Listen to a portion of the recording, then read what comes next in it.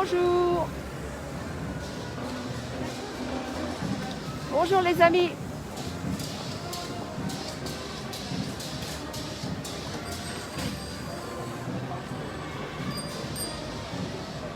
Bonjour, bienvenue à Paris.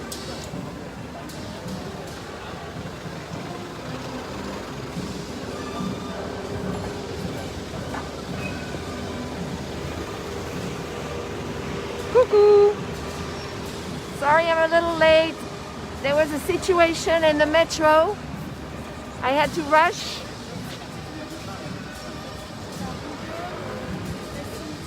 Bonjour, bienvenue. I am welcoming you to a very lively scene.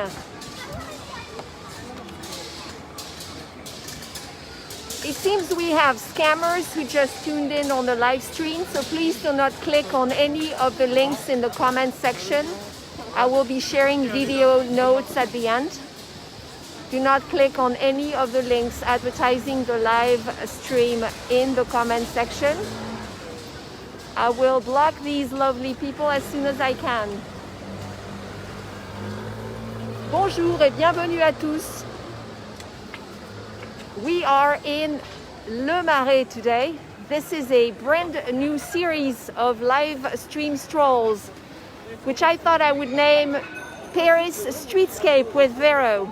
And what I'm going to do is I'm going to take you, when I can, hopefully each week, to a different street, and we will discover the street and the neighborhood around it. And today I chose a very special street actually. It's special to me, and it's been special in the history of Paris as well. This is a lively scene, a lot livelier than I expected, to be honest. I'm assuming you can hear me okay, or you would have told me already. This is the name of the street right here, la rue Saint-Antoine. And this street has been here for a really long time. In fact, over 2,000 years ago, during the Gallo-Roman times in Paris, this street was a combination of several streets, but it already existed. It started back there by the Seine, and it enabled people to leave Paris and to go to cities southeast of Paris like Melun. So this street eventually was built on the old Gallo-Roman road. Boy, this is loud. Welcome to Paris, my friends.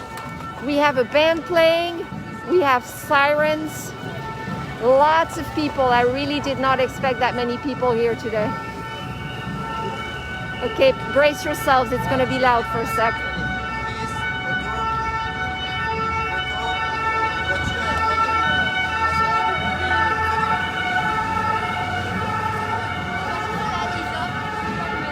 We've had some demonstrations today, and I think that's probably why they're going by. Again, do not click on any of the links you see pop up in the comment sections featuring this live stream. These people are scammers. Boy. Yeehaw!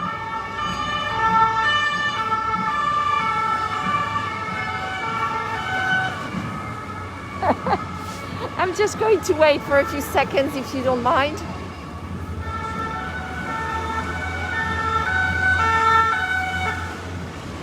Okay. Okay. So like I was saying, yes, it does sound like Paris, you're right. Like I was saying, the street has been here for a really, really long time, and therefore it has seen a lot. A lot of history, Parisian and French history has happened here. One of the reasons I like la rue Saint-Antoine is because when you stand exactly where I'm standing in front of this building here, you are standing at a fork, and on the left-hand side, if you explore this section on the left-hand side, you can step back very quickly into old Paris. You will see a lot of 17th century, 18th century buildings. I will show you a street and very quickly, shortly. On the right-hand side, it is the start, the official start of la rue de Rivoli. You know, this big road, this big street that was carved out by Baron Haussmann and Napoleon III in the second half of the 19th century. And in fact, if you follow the street, you can follow it all the way to the Hotel de Ville, the Paris City Hall, and after that to the Louvre, to the Tuileries Gardens. It is now reserved for bikes, actually, so a lot has changed since you've last been here for some of you, so you will be discovering this when you return. The busy rue de Rivoli, about half a mile down the street there, just stops, and so it's only for bicycles after that, and of course buses and taxis. So why I like to stand here is because, like I said, on this side you are in old Paris, and on this side you are already in 19th century Paris. You can see that the facades, and you see that even more as you keep going, those facades are really 19th century Haussmannian style. So it is a really cool street because you are literally standing at the corner of a lot of Parisian history right here. Now, a personal reason for liking the street is because when I was in my previous Parisian life, I lived in Paris for 10 years. I was a college student and a graduate student in this neighborhood. So la rue Saint-Antoine was really a favorite street for me. I used to visit the cafes and the little restaurants with my friends from college. I have spent a lot of time here, and it's always fun to return. La rue Saint-Antoine has always been a lively street. Of course, today you get to see it probably the liveliest it's been in a long, long time. You know, Paris has been really quiet with everything that's been happening. But if you look at old pictures of La rue Saint-Antoine from the 50s, you would still see these buildings, and under the buildings you would still see cafes and restaurants and shops, boutiques, and that's pretty much what it is today. This is a real neighborhood.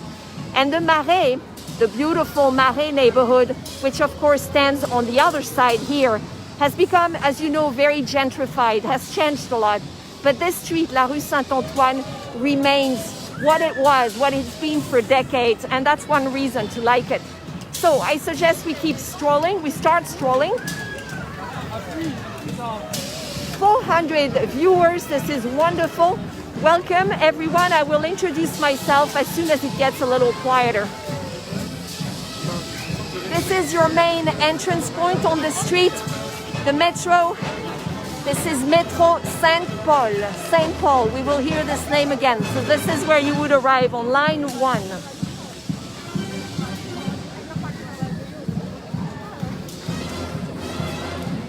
Boy, we have a band playing.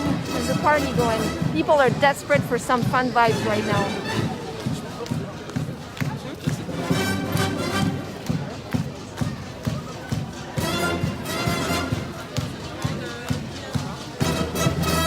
As you can see, I can't get closer. We have a lot of people there. Yeah, the crowd is into it. Fun vibes in Paris. Bonjour les amis, welcome. Woo!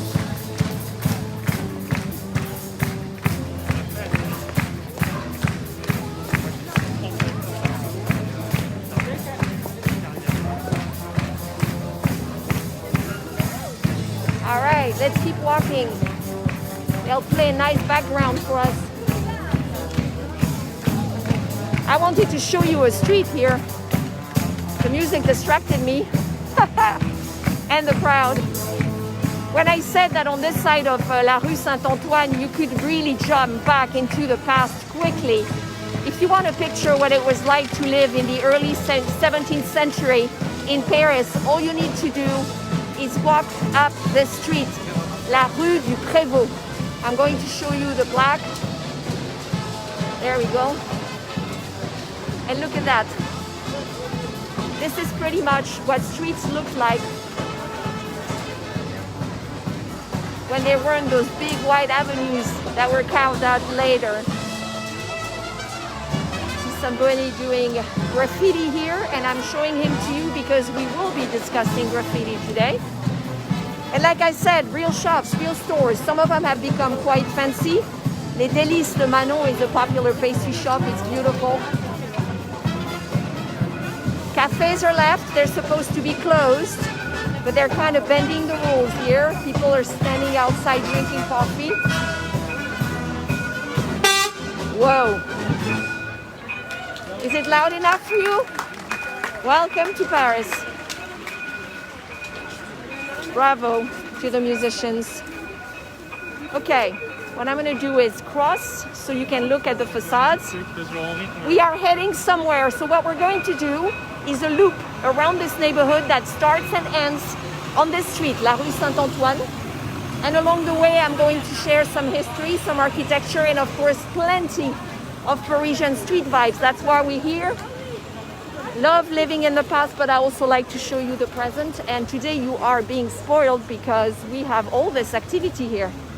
Now, more as a joke, those of you who've been to Paris many times know what a struggle it can be to find public restrooms in Paris. This is actually one of them. They're free and they're self-cleaning. So after each customer, they get cleaned thoroughly, but you can see the line. I remember touring this neighborhood with tour groups, and it was always interesting when people wanted to use the restroom. Of course, right now it's challenging because we don't have cafes and restaurants open.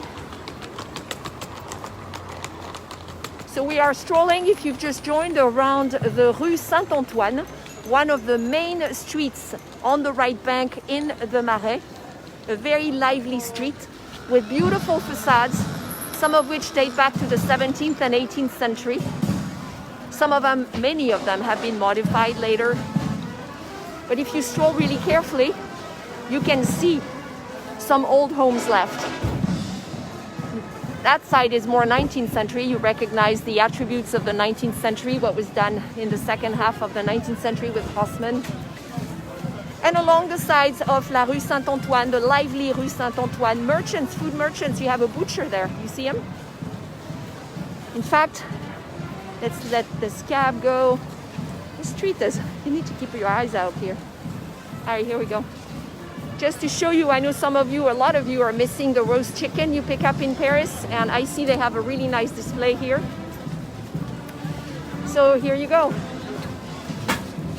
I know it's morning for a lot of you. You're probably not hungry yet. Roast chicken with the potatoes that cook in the bottom of the rotisserie with the juice from the chicken dripping on them. So a boucherie. And like I said, there have always been food merchants along the streets. Some of them were pushing carts, selling their wares as they went. L'Atelier du Chocolat, so signs of gentrification, l'Atelier du Chocolat, the famous brand from Bayonne, France, in the Basque country. Really good chocolate, and this is what happens when those doors open. You can kind of peek at the beautiful courtyards that are behind here. A lot of these buildings used to be private residences for the affluent people. They're called hôtels, sometimes hôtels particuliers, and what they are private residences. Well, that used to belong to a family in the past, but now, of course, have been split up often into apartments or offices, depending on the situation. Rental bikes, not too many people seem interested today. I would love to pick up some pain au chocolat, as you suggest, but I am already a little late. We're heading somewhere. There's a place I want to take you to, and I started late, so I want to make sure we get there. Here is one of the landmarks of this beautiful neighborhood. This is a church, clearly. Saint-Paul, Saint-Louis, Saint-Paul, Saint-Louis. This church was inaugurated in the early 17th century, and it originally belonged to the Jesuit order.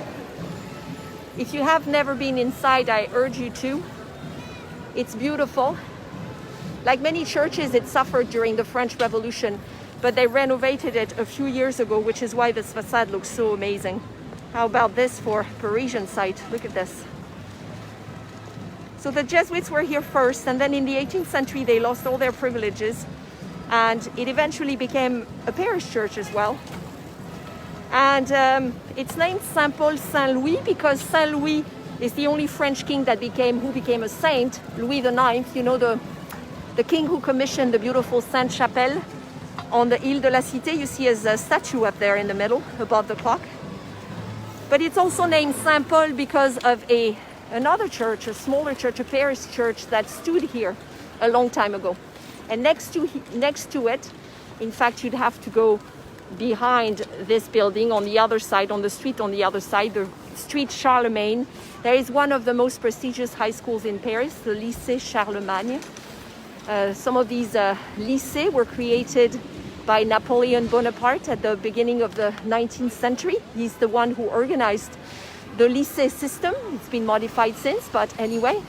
So far, no rain. We've been really lucky. I have an umbrella ready, but... So I typically do not live stream inside churches and cathedrals, even though I'm a lapsed Catholic.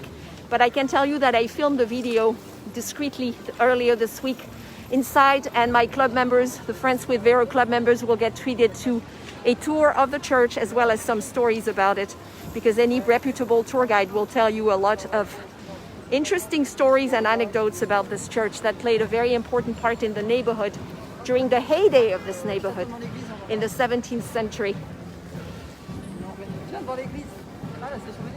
So in case you're looking to orient yourselves, the Bastille is at the end of la rue Saint-Antoine. That's where we were last week, if you followed me on the stroll to discover the new and improved Place de la Bastille. And this is how the street has always been. It's not very far, and there's a lot to see along the way, especially if you have a good book with you to tell you what the buildings are or what they used to be.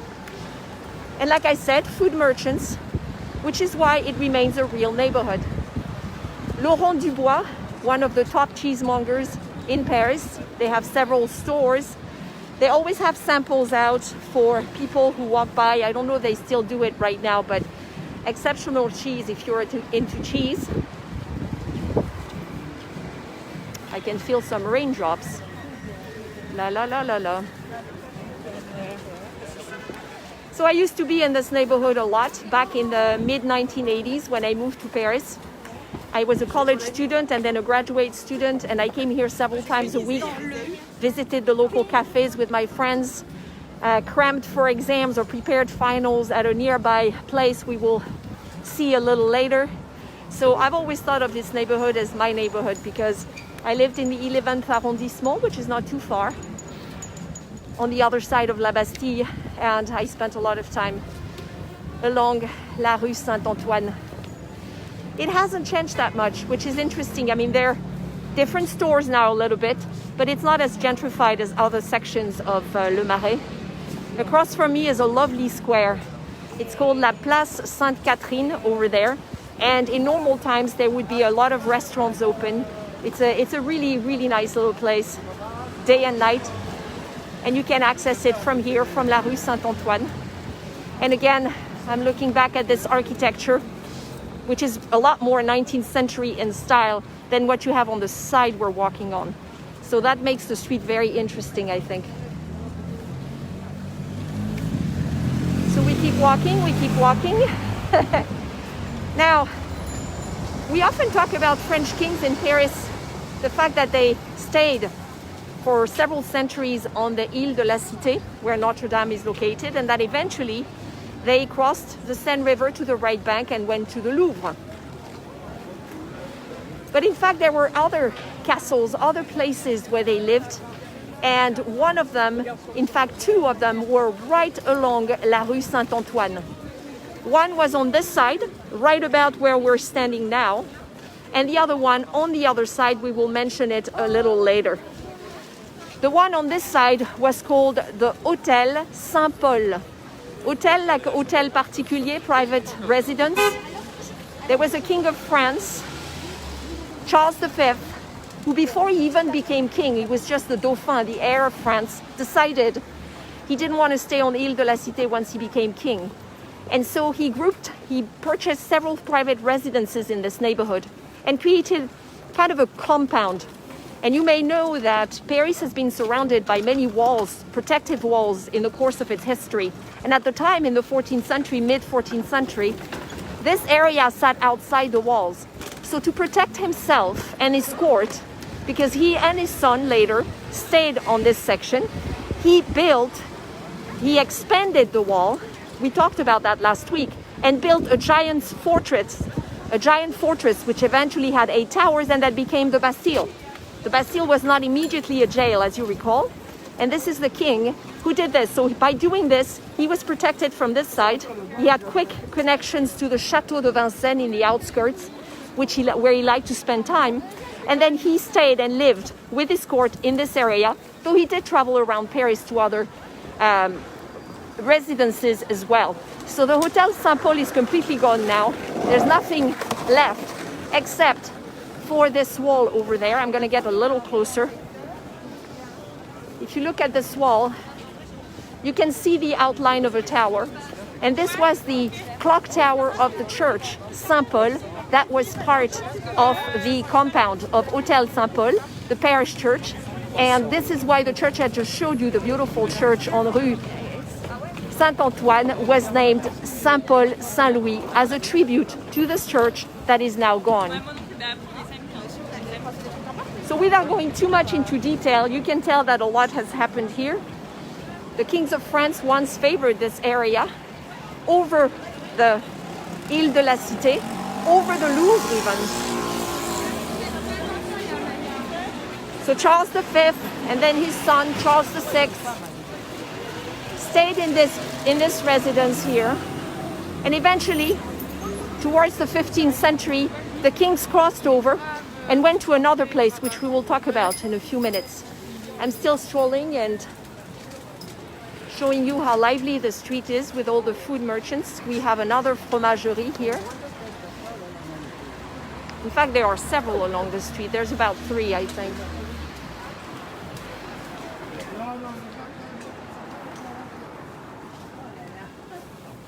Bellevere. This is a great company. Bonjour, monsieur. Ça va? It's a great company based in Nantes, in Western France. And they are a chain. They have several stores around Paris and other cities as well. Great cheese. You have your wine stores, of course. Wine merchants. We've seen several along the way here. Julien de Savignac. We call them cavistes. C-A-V-I-S-T-E. And because we're in Paris, you need to have your Monoprix, the store that sells just about everything. Monop Daily is the smaller part of Monoprix that sells food at lunchtime, so business people can just go in, go out, pick up some food, and be on their way. But the Monoprix is at the corner. It's been here for a really long time. And that is part of Parisian life. We go to specialty food shops, butchers, bakers, and so forth, but we also use Monoprix quite a bit. This is one of the magnificent hôtels particuliers or private residences this neighborhood has had over time, and it is called the Hotel De Sully. I have seen in the comments earlier this week that some of you have never been inside or walked through it because they thought it was private. I am happy to announce that we will be wrapping up this tour as we walk across the Hotel De Sully, so you will get to step inside today when I finish my little loop around the neighborhood. Yes, there are a lot more people than I expected, to tell you the truth. I did this on a Saturday so that you could get the street vibes, but now you're getting a lot more than the street vibes, which I guess is good, as long as it remains safe. Here you have your primeur. You see the word primeur, P-R-I-M-E-U-R. The primeur is the little store that sells a lot of fresh fruit and vegetables. There are a few in my street in the 17th arrondissement, and I use them a lot. More facades here, more interesting facades. I see over 500 viewers. Thank you for telling me. That's wonderful. Thank you. Welcome to all of you. I haven't introduced myself yet. I missed that opportunity when the band was playing. It was so loud. But I will do that later. Anyway, I'm assuming you're here to watch Paris, not my face, especially since I'm wearing a face mask. You have your opticien. So you see, like a real neighborhood. Pharmacies, opticien, which is your eyewear store. Some clothing shops. There are a lot of them in Le Marais.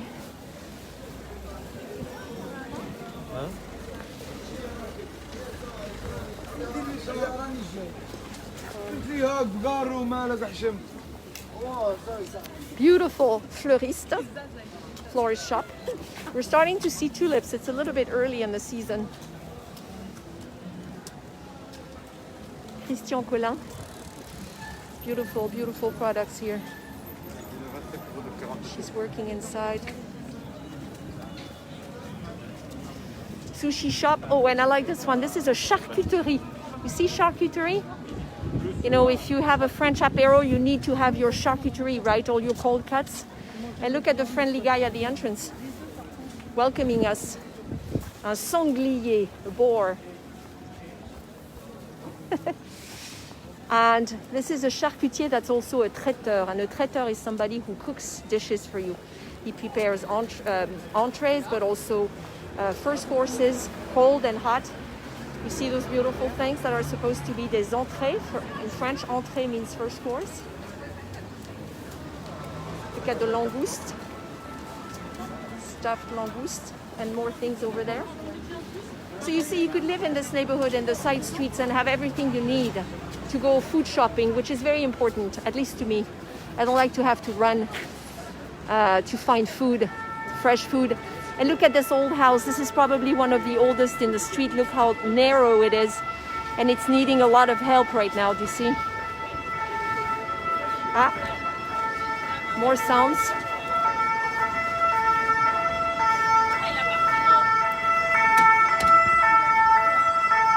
Boy, boy, boy. This is a SAMU. The SAMU is the ambulance service. Yeah, so very old homes. Some of them need more TLC, of course, and they've been worked on even through the 19th century. So now we're going to cross, because if I kept going over there, you can see, in fact, La Colonne de Juillet that stands in the middle of the Bastille Square. We were there just last week, and if you did not join us on that stroll to hear the story of the Place de la Bastille to this day, I encourage you to head to my YouTube channel. By the way, France with Véro has a YouTube channel, and I like to talk about it because I spend a lot of time working on it, making sure that there is informative and fun content there. You will find all the replays from my live strolls, guided video tours, and what I call vignettes, which are shorter videos, not just in English, but also in French. So when this is over, please head to France with Véro on YouTube, subscribe, share with your friends, and like as many videos as you watch, and I will greatly appreciate that. Thank you. We're going to cross. I'm waiting for the light to change. You see the Hotel De Sully? This hotel? It's been here for at least 60 years. It's one of the oldest buildings in the street. Here we go, little green man. All right, so now we are leaving for now the busy rue Saint-Antoine, even busier than usual, I must say. If you continued, you would reach the Bastille very quickly from here. I am going to turn in the street called rue de Birague. You see it up there? For those of you following, I know some of you like to do that. I am taking you into a shop. I hope it's not going to be too crowded. If it is, I'll have to walk around and come back later. A lot of businesses are suffering right now, as you know, and especially businesses, small businesses that work with tourists. And there are two really nice ladies on the street that opened a store about 4 years ago. Some of you probably know them. And they met a long time ago in the corporate world and noticed when they traveled internationally that they couldn't find quality souvenirs to bring home from the countries they were visiting. And when they came back here, they looked around and noticed that there is a lot of cheap stuff in Paris. So, whether you like shopping or not, I thought it'd be fun to take you to their store because all they sell is made in France. It's top quality, and I really want to help them. You can order on their website. She will tell you everything. And they ship to the United States and other parts of the world. And I thought it'd be fun to spend about 10 minutes here, and then we'll keep going. Let's see if she's here. Bonjour. Comment va Nathalie? Ça va, and you, how are you? I'm okay. Sorry, we're late. No, it's I don't know, I started late. There were some issues in the metro, and there she is with the cute little beret. Did you see our new banner on the front? Yes, Yes? it's gorgeous. I'll show it again before we leave. Good. It's beautiful. So Nathalie, I was just telling them how you started the store. So tell us about the products you have here and how you look for products. Like what products do you choose to feature here? So we came to the souvenir shops were selling crap. Mm-hmm. Made in Crap. China stuff. And that it was difficult for somebody to pick up the right items that are really French, made in France, produced in France, and that represent a little bit of the culture or know-how of France. Right. So we took some time to select items that are not too heavy, not too big, not too expensive. Easy to ship or easy to put in your suitcase. Exactly. Yeah. And produced in France. Only made we in have France. A nice selection, I think, of different things. So for kids, I'll pan men, around. women. Yeah, everybody's got something here. So, Yes. and I know some of the people watching. We have 535 people watching live on Facebook. Hello, everyone. Bonjour. So, Nathalie, like these, for example. This is a shopping net bag. So this is manufactured by a company that used to produce fish nets. Mm-hmm. So it's very solid and very light, and you can carry an awful lot of things in it. Mm-hmm. So we've got it with the 3 colors of our flag, but your flag as well. And we've got different colors. So Yeah, and they're I very like, practical. mine is this one, and I like it because you The carry red it one. on your shoulder. Yes, exactly. There is a big here. It's big enough so that you can carry. Look your at that. bag on your Yeah, shoulder. and when you go buy your fruit and vegetables, it's amazing how much it actually Yes. fits because it stretches. So the brand is filled and Yes. it's made in France, like everything else in the store. And it doesn't damage your fruits and vegetables because it adapts to the size of Mm-hmm. whatever you put inside. What else could you? Oh, like show us these little things because that's So very French. This is a tooth box.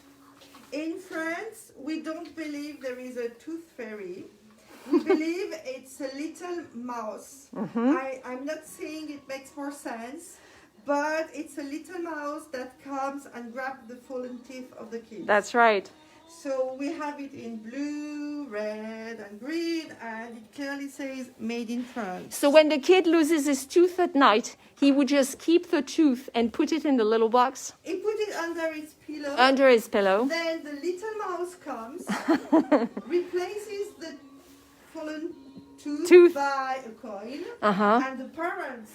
So keep it's a the- keepsake for the parents. Exactly. I have my kids' teeth in there still. Exactly. Let's see. How about some clothing items maybe So for... we've got these scarves that are very elegant for men. We have it in blue and in black. Mm-hmm. It's made with 50% wool and 50% acrylic. Nice. The wool gives warmth and acrylic gives the softness. Ah, So it's yeah, because they very- are soft, yeah. And I've got the same for women. It's the one I'm wearing. It's very warm. The stripes, you have the Yes, stripes, okay. Exactly. It's very warm and you can wear it different ways, so it's nice. Mm-hmm. We've got the silk scarves as well. With the beautiful Eiffel Towers on them. Here we've got And again, everything is made in France. Yes. This is top quality. here we've got the cookie Cutter, rings. the cookie cutter. Exactly the shape of the Eiffel Tower. Always good, yeah. I've got bigger ones as well with bigger ones. So and I also don't worry, have- we will share the information about the store at the end. So don't worry, there is a website. I should say I'm not commissioned on this. I'm doing this because I want to help Nathalie and Mathilde. And we've got the map of France as well to make delicious. That's, cakes. yes, look at that, the shape of France. So what about things for the home too? You have some beautiful glassware, I think. Yes, we've got these little glasses Mm-hmm. for espresso. Nice. So La Rochère, huh? That's a very Yes. old French So brand. it's a box with 4 different glasses, and we've got the same for the shot glasses. Ah, shot glasses. Who wants to do shots, friends? Exactly, we've got these nice. These are very nice. Oh, les bols. So these are the traditional bols where you would Yes. have your black coffee or café au lait in the morning. Exactly. Very easy if you like to dip. If you're the kind of person who likes to dip. So we've got the Eiffel Tower, the Look at metro that. sign. Where are Arc de these made, Triomphe, Nathalie? Gien. So Gien. Oh, it's the uh, Gien manufacturer. yes. Oh, very top brand. Oh, yeah, very nice. Same thing. I've got my favorite product is this one, the cake dish. Oh, this looks beautiful. Look at that. Imagine entertaining with this. Overalls, rooftops, Sacré-Cœur. So even when you're finished eating everything, you still have you have this beautiful dish to display. This one is really nice. What are these over there? Socks? I see socks. Yes, I've got socks for men and women, yes. Yes, yes, we will share the name of the store. Don't worry. So, and Oh, they're called Frenchie? La Frenchie, and the people that are here are really people working in the factory. Oh, so you mean the ones on the photos, in the photos? Exactly. So the models are actually workers at the factory. So they say Adrien, technicien tricotage, atelier La Bonale. Oh, so they introduce their own We have workers the on the boss labels. That's somewhere. awesome. This is the boss of this company. He's the boss. The boss is on the socks too. Love it, love it. And then you told me you print your own T-shirts, right? Yes. So the T-shirts are I'll screen over there. woven near Lille in the Lille in northern France. I took those guys to on a live stream stroll in Lille for New Year's Eve. Exactly, and then we receive them plain, and then we've got our own design, and they are then printed near Paris, in the suburbs of Paris. See, so it's entirely made in France. Everything is here. It's been sourced because it's French. It's We've been got made these here. little purses that are made with upcycled leather. So basically this company takes all the lost leather from big company like Hermès, Louis Vuitton, Oh. and they take the small parts that they don't use and that should be thrown. But they take them and they make these little purses for them. Oh, so these are the, like when they make those Hermès bags, they have leather leftover, Leftover. and so they recycle the leftovers to Exactly. make these. That's brilliant. So Exactly. you can have a little piece of Hermès in a way, Yes. huh? And in the very patriotic colors. Exactly. Very nice. Oh, and our friend Olivier is here, my Yes. friends. Look at that. Do you remember Olivier? How to become Parisian. Hi, in 1 Olivier, if you're hour. watching. Yes, so can you show the cover again? This Olivier has been running a very successful show in Paris for years. A hilarious show. How to become Parisian in 1 hour. And of course, the show has stopped for months, but I don't know if everybody knows he did a book about the show in French and in English, and it's hilarious. It really pokes fun in a very nice way Yes. at Parisians. And it's how much is this book? It's not very It's expensive. 10 euros. 10 euros for the book, and that would really help Olivier a lot because I know his show has been put on hold like all the people working in culture right now, actors and So it's really very funny, and it tells you everything about how Parisians behave. and you can get the French version. See, if you want to Yes. practice your French, you have both because a Exactly. lot of my viewers actually learn French. This is to wipe off your glasses with. I love these. Exactly. Look at that, and you have all the little. That's We've got hand cream made with donkey milk. donkey milk. Yes. And it's organic. Same thing for the soap. We've got all these soap. They're made with olive oil. And they smell delicious. This is Eau de Menton. Eau de Menton in Menton. It's a place close to Nice. Yeah, on the French Riviera. Yeah. Exactly. And they grow specific types of lemon that are very good for pastry. And there is a small company doing this eau de menton with the lemon as well. So it's You see? no artificial things in it. I can smell it. It smells And wonderful. It's It's very like lemons. It smells exactly like Yes. lemons. Oh, and look at those Eiffel Towers. Of course, need to have some made Eiffel. in France. And you can make the difference between the Chinese one and the French one because the French ones are heavier. And it's written here, but you have to know made in France in the mold. Yeah, I don't think it'd be in this boutique if it wasn't made in France. So as you can see, my friends, we have a lot of things in this boutique. And the good news is there is an excellent website. So many gifts for children as well. Great little books, toys. Yes, and I didn't show you these special items here. Let me see. Un cocotier. We call this un cocotier for soft-boiled eggs. And look at the patriotic colors as well. And it's République Française, French Republic. Hold and on, it's show- made show- for sh- the Élysée. Show again the FR. RFR, République Française. Oh, okay. So the story is the Élysée Palace is where the French President Macron, lives and works. And they launched a boutique a couple of years ago. And some of the items are for sale here. This is the teapot from the Élysée boutique. So if you want to have tea the way President Macron and Madame Macron have tea, you can order this teapot. I like the red. The red is really pretty. Yes. So I love that color. And it's bigger, and it's less expensive than this one, but I like the red. Really, it keeps your tea warm, so it's very practical because you put your tea in this, and it's easy. It won't. You won't have tea leaves. No, yeah, you don't have it. Clean up is easy. Exactly. Yeah. And then it keeps your tea warm. That's wonderful. And what other items are there for the Élysée boutique? And then we'll wrap up so I can continue the stroll. We've got the thing for The the cocotier. egg, the little spoons. They can buy for the teapot. The teapot. And we've got plates as well. Oh, you have plates too?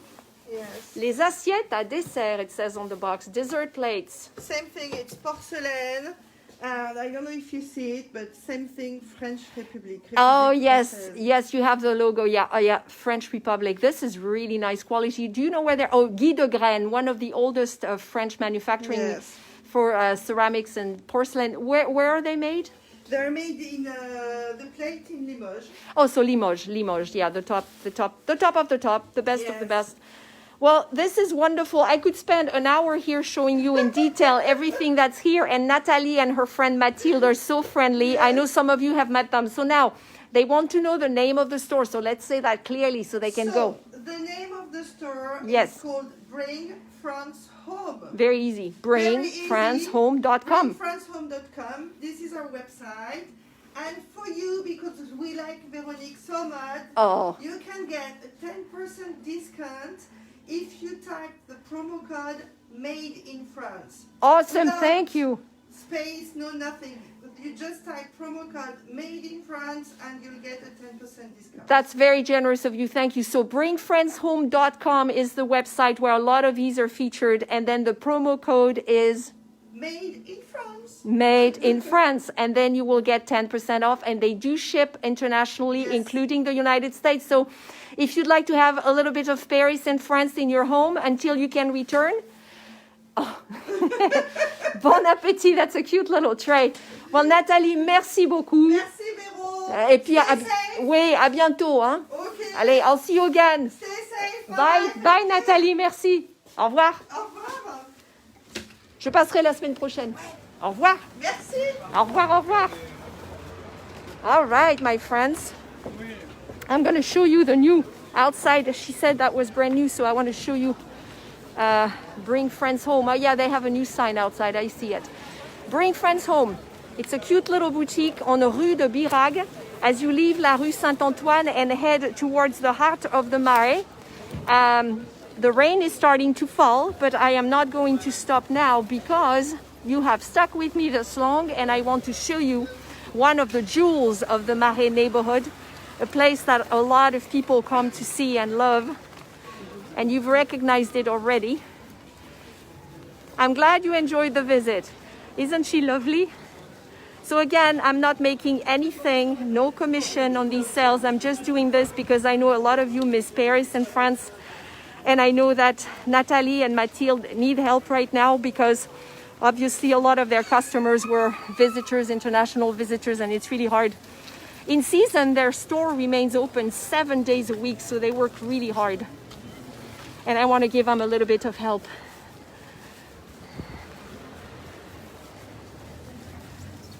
Okay, so here we are, walking under what seems to be pretty old.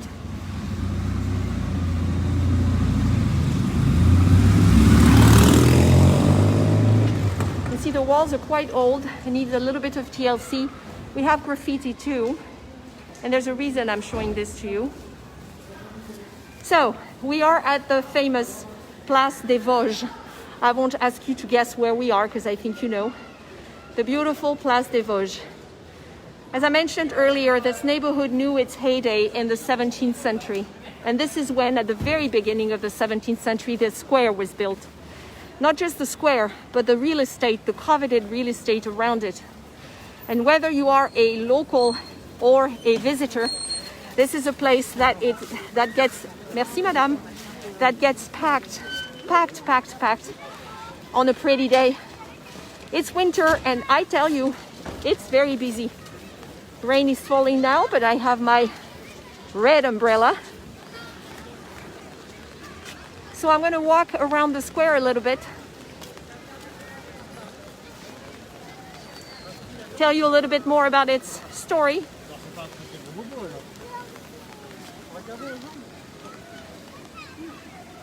It's a very civilized, very peaceful place in the heart of Paris.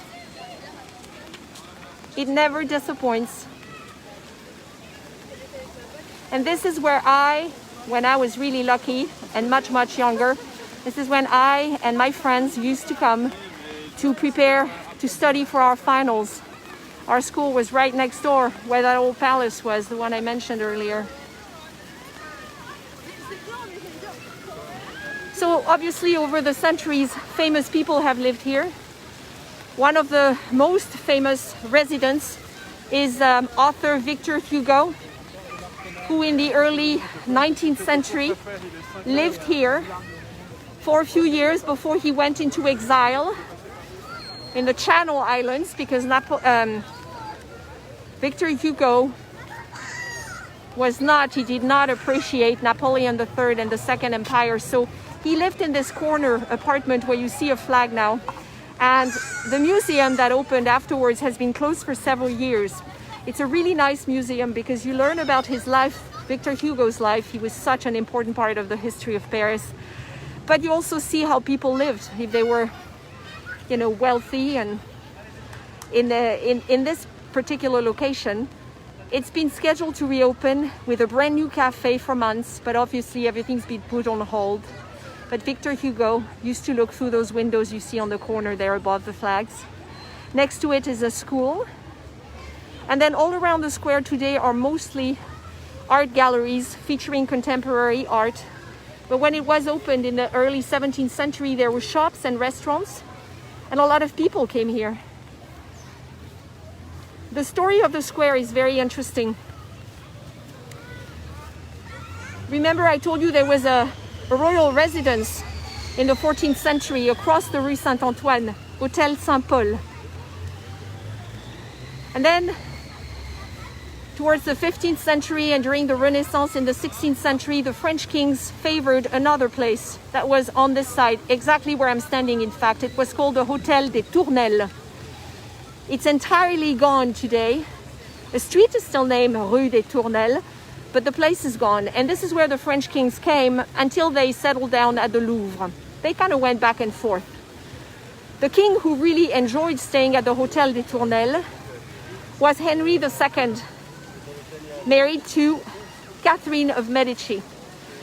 And Henry II fought in a duel here.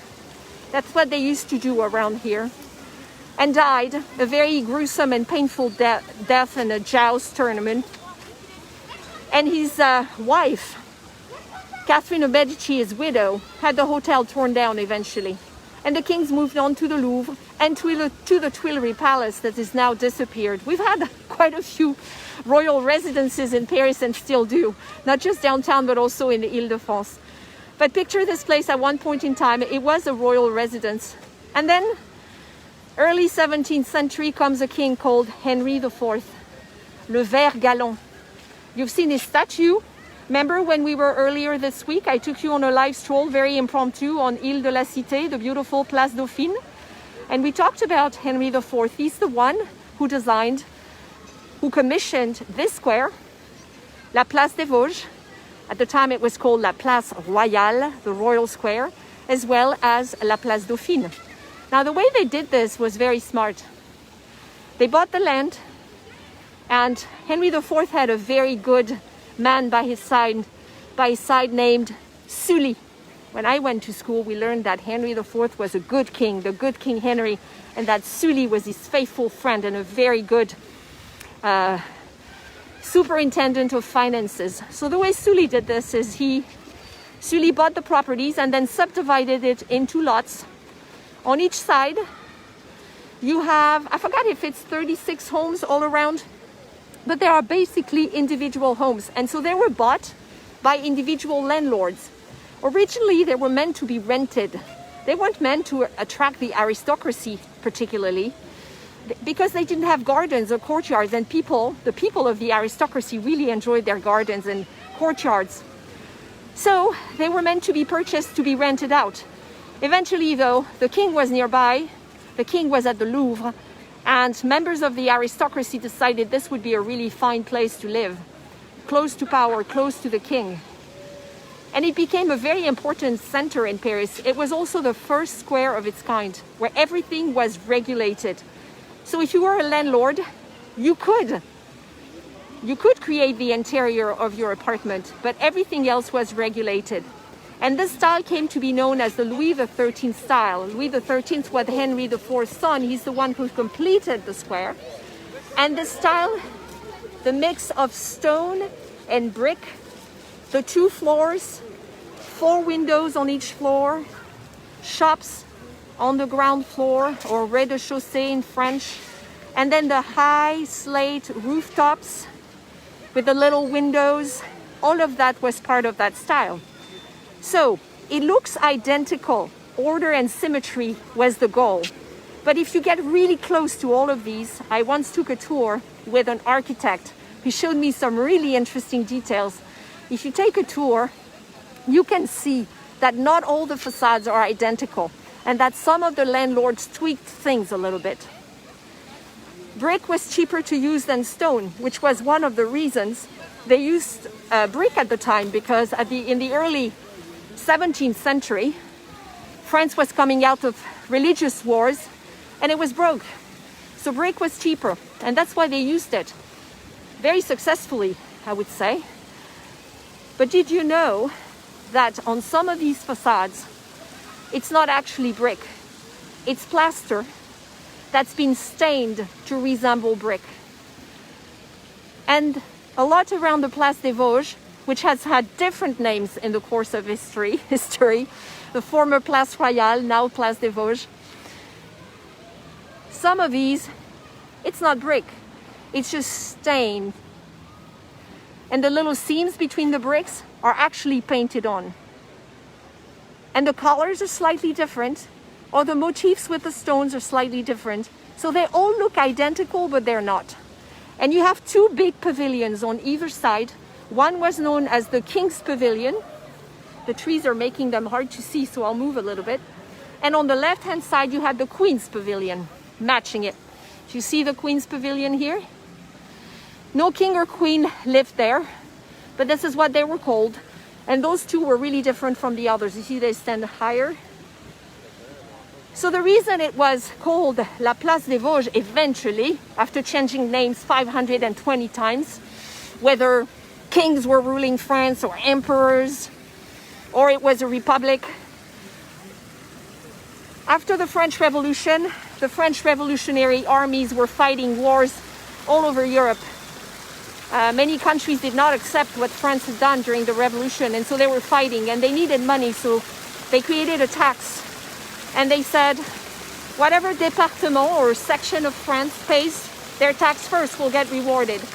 And Les Vosges, V-O-S-G-E-S, which sits in eastern France, is the region, the département, that paid the taxes first. So the square finally became known as La Place des Vosges, where we all enjoy coming today. Those trees are linden trees, and as you can see, they have been trimmed just so. The fountains weren't always here. They were added in the 19th century. There's 4 of them. Cortot was the sculptor, the architect. No, sculptor, I think I should say. There's 4 of them, you see. Another one over there. And then a statue was added. There was an original statue made of bronze, but they melted it down during the revolution. It's a statue of Louis XIII, Henry IV's son, who completed the square, who got engaged. This big celebration for his engagement here in the early 17th century with Anne of Austria, who was actually from Spain. So there was a statue made of bronze that got melted down during the revolution. And then in the 19th century, when they redesigned the square, added the fountains, they did another statue. Maybe I should stand on the other side so he actually looks at us. This is Louis XIII, my friends. who of course is the father of a very famous French king, Louis XIV, the Sun King.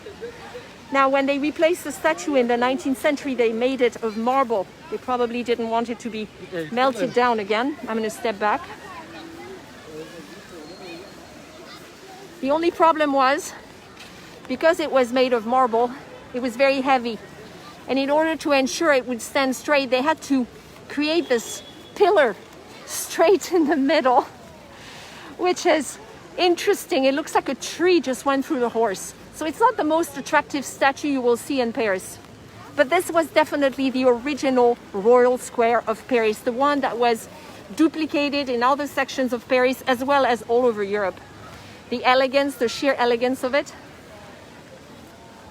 And for a while it really became the economic and social center of Paris. A lot of people rubbed shoulders here, not just beautiful people.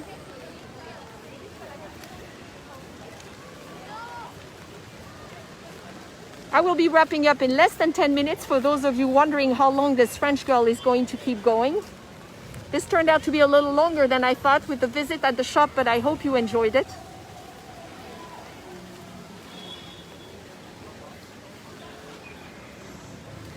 Now, in fact, is a good time to say a quick hello. Coucou. This is what I look like with a face mask on, for those of you who haven't met me yet. My name is Véro. I am a French native and a Paris-based tour guide. I am now a virtual tour guide, and what I do is sharing my love of Paris and France all week long on social media, Facebook, Instagram, YouTube, like I mentioned earlier, and also through live strolls. And this is a new series that I hope you enjoy, so leave some feedback in the comments if you do. I'd love to hear that. The ways you can support my business and help me produce more live strolls like this one, create more content, is to share with as many friends as you can. You can also join the Friends with Véro club. I have 480 club members now, and thanks to these good people, we can have those live strolls. This is what I do as a living, and I love my job. So look me up on Patreon, patreon.com/FrenchGirlInSeattle. I will post all that information in the video notes as soon as I'm off the air. And I hope you're enjoying this. Nice background, eh? Trying to not hide it with my umbrella. We almost made it without the rain. And I'm standing right at the feet of Louis XIII right now. So let's switch back. Voila. I'm gonna say bye to Louis. Stay dry up there, Louis. So we owe a lot to that King Henry IV, though he was assassinated and died a lot younger than he should have in 1610. His son took over after that. There was a regency and then his son took over. Henry IV is actually the first king who really spent a lot of time thinking about Parisians and how they could enjoy their city. He had this beautiful bridge called Le Pont Neuf, which is now the oldest bridge in Paris, commissioned. This beautiful square, as well as La Place Dauphine, and also worked on the Seine river banks, so Parisians could finally enjoy their city. So hats off to Henry IV, who was indeed, as it turns out, le bon roi Henri, the good King Henry. One thing I want to show you, and then we will be wrapping up in a few minutes. You know how we talked about graffiti today? I showed you that young man who was writing on the wall earlier when we started, and then I showed you more graffiti. In Paris, you know, graffiti is part of life in Paris right now. There's street art and there is graffiti. But as it turns out, graffiti is quite old. It's been around for a really long time. In fact, there was in Paris a young man who is known as Rétif de la Bretonne, long name. He had come from the Provence outside Paris. He was poor and he studied to become a printer, and he came to Paris as an apprentice. At night, he loved nothing more than strolling. So he strolled and strolled and strolled, loved the ladies of the night as well, wrote a book about it. And when they found his journal, they realized that he had left graffiti, his observations all over Paris. And so now today, I am about to show you one of the few, if not the only one, graffiti left by this young man on the walls of Paris. A lot of them were on Ile Saint-Louis. Now this is challenging because my glasses are fogged up and I need to really figure out where it is. I know it's on this side, number 11. Let's see, is this number 11? Yes. Oh, there he is. All right, so look at this, my friends. You see how it says 1764, Nicolas. Nicolas Rétif de la Bretonne. So I don't know what this meant. I don't know why he left his name on this, but this is probably one of the oldest, if not the oldest, graffiti in Paris, right here at the beautiful Place des Vosges. So as you can see, this is nothing new. You can find it at number 11 if you return, when you return. And look at the beautiful doors. We have a few restaurants that are closed right now. Like I said, some of the bricks is fake. Some of the bricks are fake. The ceiling is like a theater set as well. It looks so perfect and so permanent, but they created it to look really good. And today, the lucky few who live here, some of them are former politicians, like retired Minister of Culture Jack Lang, who worked with François Mitterrand in the 80s. You have celebrities as well.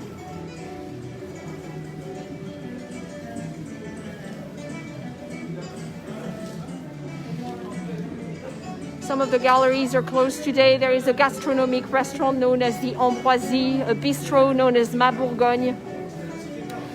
In normal circumstances, a lovely place, and even today, in fact. So now, I'm going to keep my promise that I made at the beginning. Some of you I know have never gone through the door I'm about to take, so I want to make sure you can do this virtually until you can do it in person. Oh, pardon.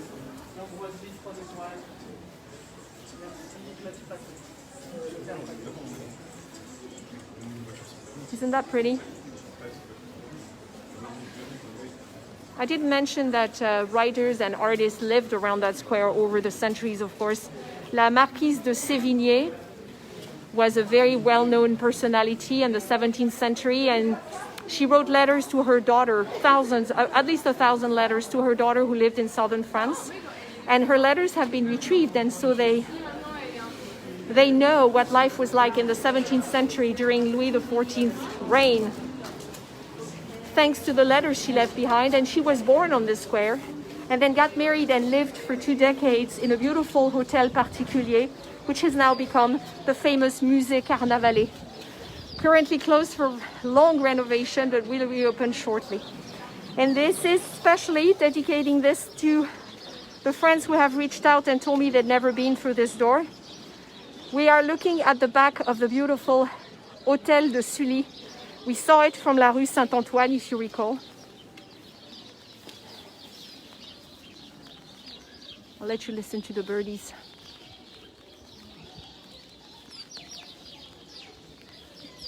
So this is how a very affluent family in the 17th century and later would have lived in this neighborhood. There is a lot more to say, of course, about the Marais, what happened to the neighborhood in the 19th century, how it changed, how it was saved, and so forth. You'll need to take a tour with me of the Marais to find out. But this is the Hotel De Sully, originally built in the 17th century for a financier who eventually got broke. And so Monsieur De Sully, who was Henry IV, superintendent of finances, survived him after the king was assassinated. When he retired, bought this property, and several generations of his family lived here. Some damage was done in the 19th century. It was heavily modified, but when the French government bought it right after World War II, they renovated it in the style of what it had been at the time. The building you see here in the back is the orangerie. This is where they would winter the trees and the plants, you see. And what a privilege for them to be connected to the Place des Vosges, the prestigious Place des Vosges, through that little door over there we just went through.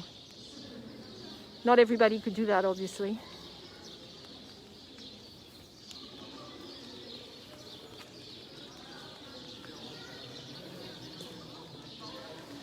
The facade is really interesting. It's quite ornate. Beautiful statues. You cannot really visit it except if you sign up for group visits. I have never done it. But there are the apartments of one of the Sully ladies, or ladies in the Sully family can be visited, I know. Special visits. You see those two statues above the door. On the left is the spring. On the right is summer. On the other side of the building, we will see it in a second, you have fall and winter. So the 4 seasons are represented here. One of my favorite parts is this window. You see the window here? Yeehaw! This one. Do you see? It's not straight. So as you probably know, a lot of Paris is like, you know, a piece of Swiss cheese. We have stone quarries under our feet. We have a metro system. We have a sewer system. And over time, a lot of the buildings kind of shift. Their foundations shift. And you can see some windows or walls that are crooked. Sometimes, like on the Place des Vosges we just went to, it's actually on purpose. But this one, I don't know if it was on purpose. So we're about to walk through the building, but we can't visit it. And on the right-hand side is one of the best librairies or bookshops in Paris. This is one of the best bookshops, especially if you like architecture and history. And it's open on Sundays, which is nice. The entrance is right here. Some books are in English. Most of them are in French, but you can look at them anyway. So put that on your list because this is really a great bookstore right inside the Hotel De Sully. And here we are. So this is where guests would have arrived from la rue Saint-Antoine, where we started a little while ago. Now, what's in this building today, you might ask? It was purchased by the state to be rescued, actually, like a lot of other buildings in the Marais. And today it is the headquarters of the Center of National Monuments. That's an organization linked to the Ministry of Culture in France that is in charge of maintaining, renovating, and promoting about 100 buildings and landmarks all over France, including chateaux, including I think the Arc de Triomphe is on the list, but also Le Mont Saint-Michel, the city of Carcassonne. And I love their cars. See, this is their website. I encourage you to go see it. There's a lot of good info there. And see the little monuments? It's their logo. So these good people get to come here and work every day. But back in the 17th century, and even the 18th century, before the French Revolution, this is how an affluent family would have lived. And I'm going to step back so you can see. So this was the crème de la crème and the best of the best, because this Hotel Particulier is kind of tucked away from the street with this courtyard. And you know this is an affluent family because the courtyard is big enough for a carriage with horses to come in, turn around and leave. So this is a status symbol already. On the right-hand side, you would have had the stables. On the left-hand side, you would have had the kitchens. But then the Sully family, or whatever family lived in here, would have lived in this building.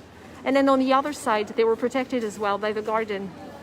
So this originated, there's an expression in France, we call it entre cour et jardin.